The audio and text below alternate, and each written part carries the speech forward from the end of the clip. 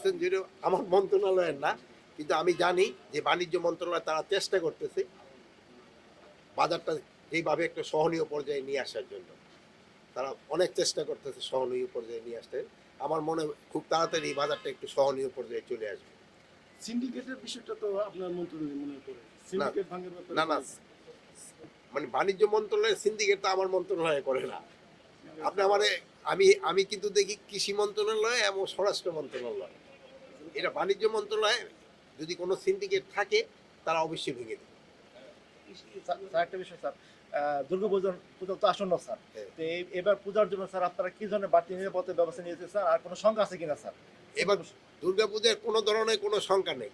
বাড়তি নিরাপত্তা ধরেন যে আমাদের তো ধরেন নর্মাল টাইমে পুলিশ থাকে, আনসার থাকে এবং এই লোকাল যে যারা ভিডিপি তারা থাকে, তারপরে আমরা বিভিন্ন ইসের কী বলে গ্রাম পুলিশ থাকে, তারপরে আবার ওই কমিটিও করে দেওয়া হয়, তারা আবার কিন্তু ওই স্বেচ্ছাসেবক দেয়।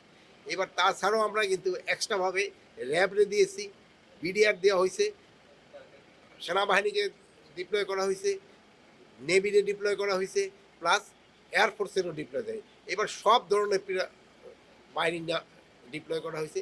এবার পূজা খুব ভালোভাবে হবে।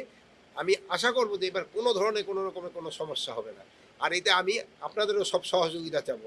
আপনারা যদি সবাই সহযোগিতা করেন পূজা খুব ভালোভাবে হয়ে যাবে। আর কিন্তু এই এত বাহিনী দিয়েও কিন্তু হবে না যতক্ষণ পর্যন্ত আপনারা সহযোগিতা না করবেন এবং জনগণ সহযোগিতা না করবে। তাহলে স্যার আমরা কয় স্তরের বলতে পারি নিরাপত্তা ব্যবস্থা স্যার প্রতিটা মন্তব্যে স্যার? আমি তো আগে যে এত স্তর এইটা আমি বুঝি না, এত স্তর নাই, সব ধরনের নিরাপত্তা নেওয়া হয়েছে। স্যার আমরা অনেক সময় দেখছি যে যোগাযোগ মাধ্যমে অপপ্রচার চালানো হচ্ছে পূজা কেন্দ্রিক, সো এইটাকে রুট করতে কোনো পদক্ষেপ? এটা তো মেইন পদক্ষেপ আপনারা নিতে পারেন। এই পদক্ষেপটা তো আমরা নিতে পারি না, আপনারা দিতে পারেন যে অ্যাকচুয়াল কি হচ্ছে এটা যদি আপনারা সবাই জানান তবেই কিন্তু আপনারা দেখবেন যে তাদের অপপ্রচারটা বন্ধ হয়ে যাবে। অ্যাকচুয়াল কোথায় কোনো এই গাজীপুরে কোথাও কোনো গণ্ডগোল হয়েছে তো এটা সবাই জানান, আমার এলাকায় কোনো কিছু হয় নাই, তা আপনারা এটা প্রচার করে দেন। কিন্তু আপনারা যদি এটা প্রচার না করেন তো সাধারণ মানুষে বলবে যে গাজীপুরে এই হয়েছে এই হয়েছে, কিন্তু আপনারা তো সবাই জানেন এই এলাকায় কোনো কিছু হয় নাই, পূজা খুব ভালোভাবে প্রিপারেশন হচ্ছে। আরেকটা বিষয় আমি আরেকটা শেষ প্রশ্ন করতে চাই, সেটা হচ্ছে যে যেটা জনতা আক্রমণ বা মোব যেটা হত্যা হচ্ছে, এটা রোধ করার জন্য আলাদাভাবে আপনাদের কোনো চিন্তা ভাবনা আছে কিনা? এটা তো অবশ্যই এটা আগেও ছিল, যে বেড়ে গেছে তা না, এই মব কালচারটা আগেও ছিল, বাট এটাও কিন্তু জনসচেতনতা বাড়াতে হবে। এটা কিন্তু শুধু আইন শৃঙ্খলা রক্ষাকারী বাহিনী করতে হবে না, এটা আপনাদেরকে জনসচেতন। এখন যদি আপনারা নিজেরা মারামারি শুরু করে দেন, আইন শৃঙ্খলা বাহিনী যাওয়ার আগে কিন্তু কাজ হয়ে যাবে। যেমন স্টুডেন্টরা যে দেখছেন ঢাকা ইউনিভার্সিটি যেটা হলো, জাহাঙ্গীরনগর ইউনিভার্সিটি যেটা হলো, তারপরে ধরেন যে চিটাগাঙ্গ যেটা হলো, এইগুলি তো ধরেন যে আইন শৃঙ্খলা বাহিনী যাওয়ার আগে তো ঘটনাটা ঘটে যাচ্ছে। এই জন্য সবার ভিতরে কিন্তু সচেতনতা বাড়াতে হবে। কিন্তু আপনারা তো এগ্রিকালচারের উপরে একটা প্রশ্ন করলেন না। ডিমের ব্যাপারটা তো না, ডিমটা এনে না, ডিম হলো প্রাণী সম্পদ। কিন্তু আপনারা যেই জায়গাটায় আসছেন দেশের জন্য যদি সবচেয়ে যাদের বেশি কন্ট্রিবিউশন এটা হলো এগ্রিকালচার, সবাই থেকে যদি বেশি কন্ট্রিবিউশন এটা।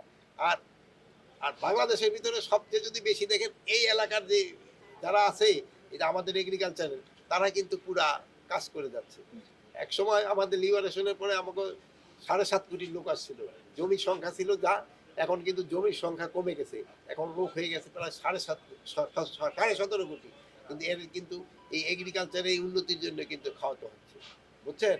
এই জন্য এখন জন্য বলবেন এখন এই যে এদের যে উন্নতি এটা কিন্তু আপনারা খুব একটা প্রকাশ করেন না, আমরা লিখি লেখেন বাট কম লেখেন। যেমন আজকে এখানে আসার পর আপনারা অন্যান্য জিনিস লেখলেন বাট এগ্রিকালচারের সম্বন্ধে কিছু বলেন।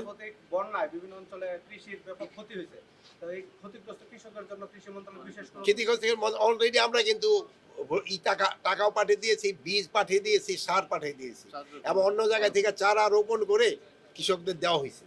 এবং যেই জায়গায় ধরেন যে যেহেতু এখন আমন ধান বললে আর আমন ধান হবে না, ওই জায়গায় যেন সরিষা বা অন্য শস্য বোনা যায় তাও ব্যবস্থা করা হয়েছে, জায়গাটা যেন পতিত পড়ে না থাকে। Thank you sir. আলামিন।